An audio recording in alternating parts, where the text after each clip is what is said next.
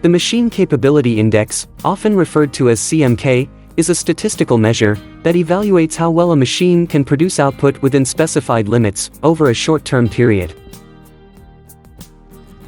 It focuses on the machine's performance, considering only its inherent variability, without considering the impact of external factors.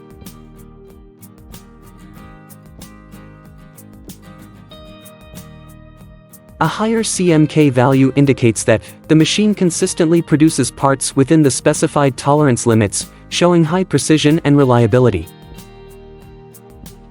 This index helps identify machines that need maintenance or adjustments, ensuring that production lines always stay efficient and are less prone to errors.